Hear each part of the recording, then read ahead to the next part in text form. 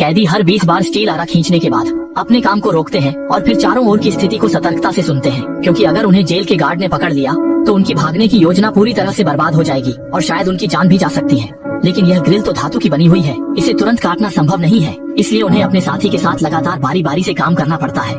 दोनों की संयुक्त मेहनत से आधे घंटे बाद लोहे की ग्रिल आखिरकार काट दी जाती है और फिर वे जल्दी से खिड़की से कूदकर एक तहखाने जैसे स्थान पर पहुंच जाते हैं। मैंने एक रास्ता खोजने की कोशिश की ताकि बाहर निकल सकूं, लेकिन एक चक्कर लगाने के बाद भी कुछ नहीं मिला। सभी निकास दरवाजे बिना किसी अपवाद के लोहे के दरवाजों से बंद थे। कोई उपाय नहीं था, इसलिए आदमी को लोहे की ग्रिल को फिर से स्थापित करना पड़ा। तभी उसने कुछ पेची की हुई खिड़कियां देखी और उसने सोचा कि लोहे की छड़ को काटकर एक चाबी बनाई जा सकती है। लेकिन जैसे ही उसने 2 बार आरा चलाया, ऊपर से जेल के गार्डों के कदमों की आवाज आई और दोनों जल्दी से छिप गए। असल में 2 जेल के गार्ड ड्यूटी रूम से चुपके से नीचे आकर सिगरेट पी रहे थे और दोनों ने गार्डों की खोज को चतुराई से पार करने के लिए एक दूसरे के ऊपर चढ़ने का तरीका अपनाया। उन्हें लगा कि वे एक चक्कर लगाने के बाद तुरंत चले जाएंगे, लेकिन वे फिर से लौट आए। कैदियों ने देखा कि गार्ड चले गए हैं तो उन्होंने उसी तरीके से सावधानी से वापस लौटने का फैसला किया और गार्डों ने भी कुछ असामान्य नहीं देखा।